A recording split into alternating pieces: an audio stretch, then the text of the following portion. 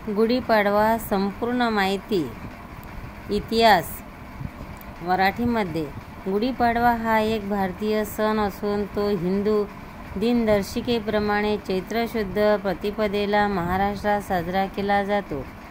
शालिवाहन संवत्सराचा हा पहिला दिवस आहे.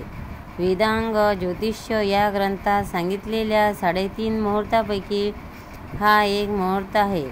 या दिवशी नवीन वस्तू खरेदी, व्यवसाय प्रारंभ, नव उपक्रमाचा प्रारंभ, सुवर्ण खरेदी इत्यादी गोष्टी केल्या जातात.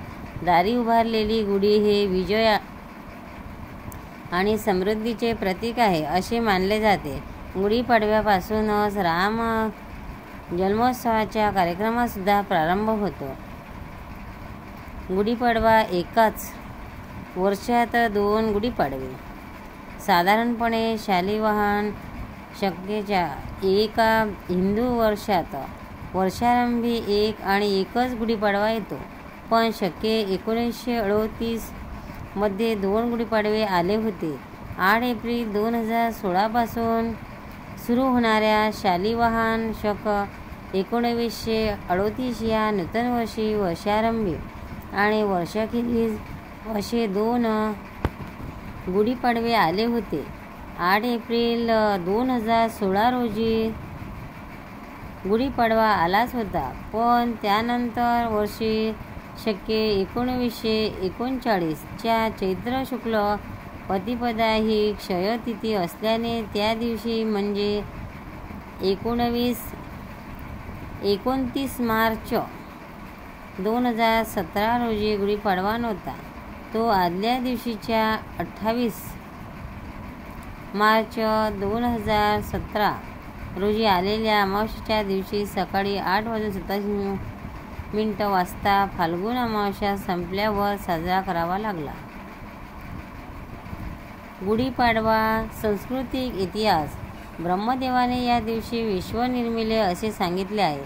श्रीराम अयोध्येला परत आले.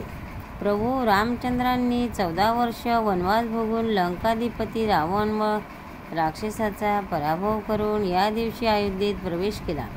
शालिवाहन नावाच्या कुंभाराच्या मुलाने शंखाचा पराभव करण्यासाठी 6000 मातीच्या सैनिकांचे पुतळे तयार केले व त्यात प्राण घालून त्यांच्या साहाय्याने याच दिवशी शंखाचा पराभव केला अशी व्याख्यानिका प्रचलित आहे.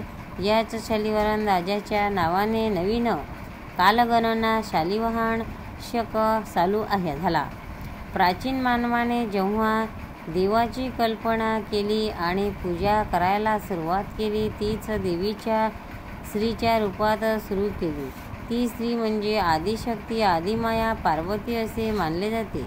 पार्वती आणि शंकराचे लग्न पाडव्याच्या दिवशी ठरले. पाडव्यापासून तयारीला सुरुवात होऊन तृतीयेला लग्न झाले. पाडव्या दिवशी पार्वतीच्या शक्तिरूपाची पूजा करतात.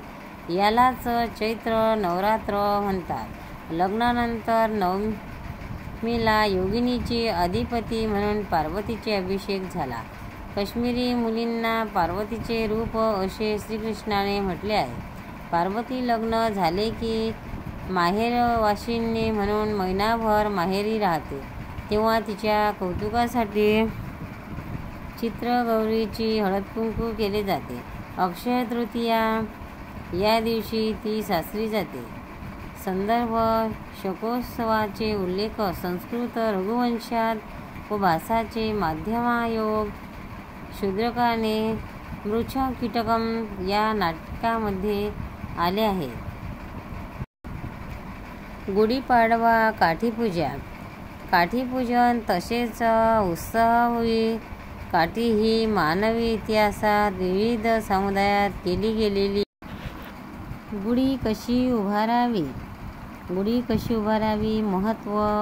पूजा. गुढीची साडी. नैवेद्य. संपूर्ण माहिती. गुढीपाडवा म्हणजे नवचैतन्य आणि मांगल्य. झाल्या गेल्या सर्व गोष्टी विसरून नव्या वर्षाचं जोमात स्वागत करण्याचा दिवस म्हणजे गुढीपाडवा, अर्थात चैत्रपाडवा, मराठी नववर्षाचा पहिला दिवस. गुढीपाडवा सणाची माहिती तर सर्वांनाच आहे. जे काही घडलं आहे ते विसरा आणि एका नव्या दमाने, नव्या उमेदीने, अत्यंत चांगल्या वातावरणासह सर्वांना सामोरे जा, असा संदेश देणारा हा दिवस. या दिवशी महाराष्ट्रीयन मराठी घरामध्ये घरोघरी गुढी उभारली जाते. गुढीपाडवासाठी खास पदार्थ तयार करण्यात येतात, तर घरोघरी महिला वेगवेगळ्या साड्या नेसून या सणासाठी तयार होतात. काही जणांना, विशेषतः नव्या पिढीला गुढी कशी उभारावी माहिती कमी असलेली दिसून येते.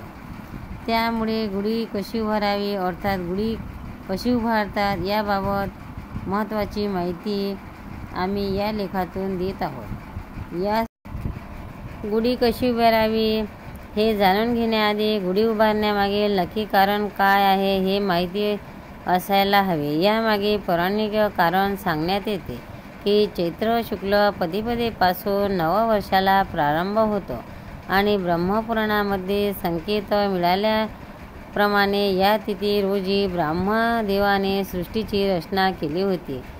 अथर्ववेद व शतपथ ब्राह्मण वेदामध्ये याचा उल्लेख आढळतो. असं सांगण्यात येते तर गुढी उभारण्याच्या अनेक कथा आहेत. या दिवशी प्रभू रामचंद्र सीतामाईला घेऊन अयोध्येला परतले होते आणि विजय पताका लावून त्यांचे स्वागत करण्यात आले होते. याशिवाय याच दिवशी विष्णू देवतेने मत्स्यावतार धारण केला होता असेही पुराणात सांगण्यात येते. तर शतयुगाचाही हाच दिवशी प्रारंभ झाला म्हणून गुढीपाडवा येते असेही सांगता येते. गुढीपाडव्याचे आरोग्यदृष्ट्या काय आहे महत्त्व? आरोग्यदृष्ट्या काय आहे महत्त्व? गुढी कशी उभारावी? गुढीपाडवाचे महत्त्व. गुढीपाडव्याच्या दिवशी अर्थात चैत्र शुद्ध प्रतिपदेच्या दिवशी सकाळी मीठ, हिंग, मिरी, ओवा आणि साखर ही कडुलिंबाच्या पानासह वाटून खाल्ली जाते. पित्ताचा त्रास नाहीसा करणे, पचनक्रियेत सुधारणा होणे आणि त्वचेचा रोग बरे करण्यासाठी कडुलिंबाची पाने फायदेशीर ठरतात असं सांगता येते. तशाच शरीराला थंडावा देणारी अशी ही कडुलिंबाची पाने पाण्यात धुवून आंघोळ केल्याने आणि खाल्ल्याने आरोग्याच्या दृष्टीने अत्यंत फायदेशीर असल्याने वर्षाच्या सुरुवातीच्या दिवशी आरोग्य चांगले राहण्यास कायम चांगले राहते असे समजून या दिवशी हे खाण्याची प्रथा आहे. तर गुढीपाडव्याच्या दिवशी कडुलिंबाचे महत्त्व आहे. काही घरामध्ये कडुलिंबाची चटणी करून खाल्ली जाते जेणेकरून आजार दूर राहतील.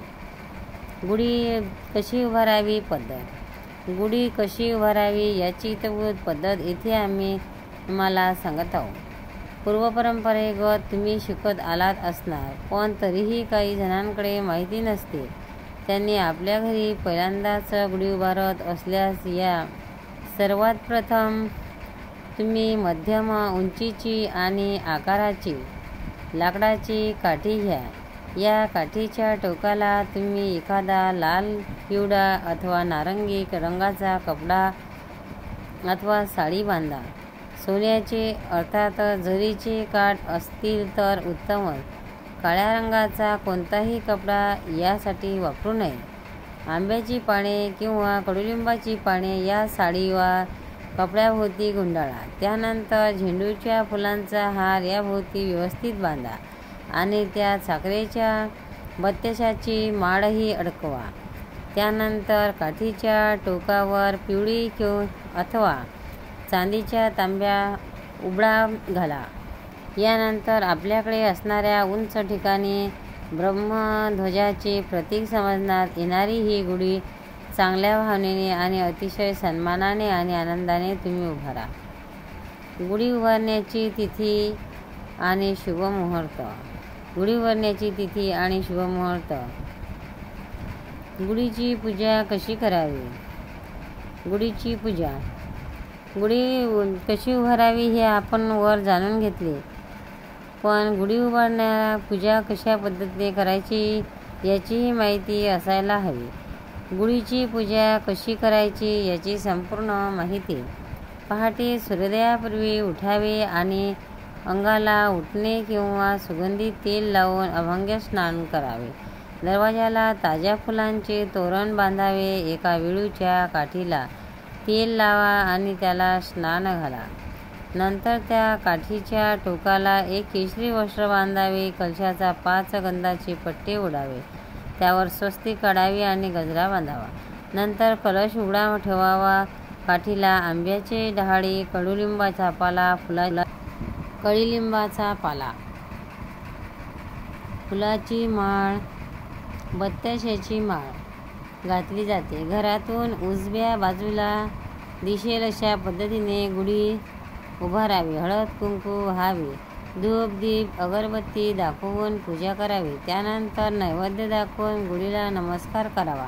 गुढीपाडवाच्या दिवशी पंचांग वाचन आणि पूजनही केले जाते. सरस्वती देवीचे पूजन करून शालेय साहित्य पाठीवया सर्व पूजनांचीही प्रथा आहे. आपण नियमित वापरतो त्या सर्व वस्तूंची फूल वाहून पूजा करावी. काही ठिकाणी पाटीपूजनाची प्रथा आहे. हा ब्रह्मपूजनाचा दिवस आहे. त्यामुळे श्री गणेशाय नमः, श्री सरस्वतीय नमः, श्री गुरुभ्यो नमः हे असे लिहून त्यावर सरस्वती काढण्यात येते आणि पाटीचे पूजन करण्यात येते.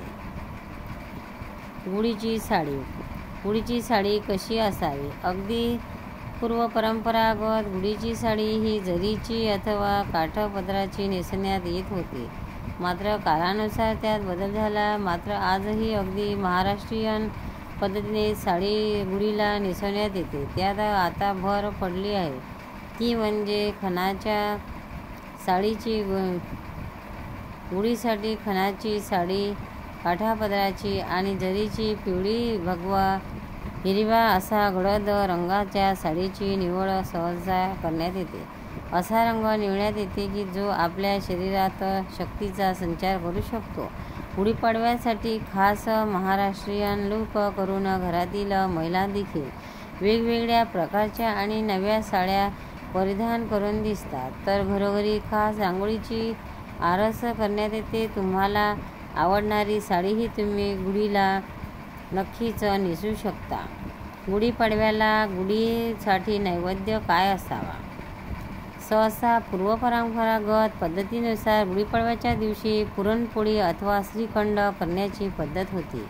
पण काळानुसार यामध्ये अनेक बदल घडून गेले. आजही अनेक घरामध्ये गुढीसाठी नैवेद्य म्हणून श्रीखंड, पुरीचा बेत करण्यात येतो. पण तरीही आपल्याला आवडीनुसार या दिवशी घरात गोडधोडाचा नैवेद्य करण्यात येतो. वरण भात, कोशिंबिरी, चटणी, पापड, लोणचं, बटाट्याची भाजी, पुरी, खीर, गुळाचा शिरा, श्रीखंड, पुरणपोळी, घाटलं, साखर भात, पुरण असे अनेक पदार्थ या दिवशी देवासाठी आणि गुढीसाठी नैवेद्य म्हणून दाखवण्यात येतात. आजही खास या दिवशी वेळ काढून घरात सर्व महाराष्ट्रीयन असे खास पदार्थ बनवण्यात येतात आणि गुढीपाडव्याचा हा सण एकत्रितपणे साजरा करण्यात येते. गुढीसाठी कसे वाढाल नैवेद्याचे ताट? नैवेद्याचे ताट वाढण्याची एक पद्धत असते आणि त्यानुसार सहसा नैवेद्य दाखवण्यासाठी ताट वाढले जाते असे ते जाणून घ्या. सर्वात पहिल्यांदा ताटामध्ये डाव्या बाजूला दही वाढव. डाव्या बाजूने सुरुवात करावी. त्याखाली निंबू, त्याखाली चटणी, लोणचं, कोशिंबीर, तळणीतील पदार्थ अथवा पापड, मिरकुंड व पदार्थ वाढावे. त्यानंतर गोड पदार्थ अथवा खीर, पुरण असेही गोड पदार्थ असतील ते वाढावे. तर उजव्या बाजूला प्रथम कोरडी भाजी, त्या खालोखाल रसभाजी, उसळ, पातळ भाजी आणि त्यानंतर कढी अथवा आमटी जे काही असेल तो पदार्थ वाढावा. मध्यभागी सर्वप्रथम मसाले भात अथवा वरण भात, पोळी, मग गुळाचा शिरा असल्यास हा पदार्थ वाढावा. गुढीचे महत्त्व, पूजा आणि गुढी कशी उभारावी याची इतभूत माहिती तुम्हाला या लेखातून आम्ही दिली आहे. भक्तांनो, व्हिडिओ आवडल्यास व्हिडिओला लाईक करा, शेअर करा, सबस्क्राईब करा. तसेच बाजूला असलेल्या बेलवर क्लिक करा, म्हणजे याच्यापुढील सर्व व्हिडिओ तुम्हाला सर्वात आधी मिळत जातील. जय श्री कृष्ण.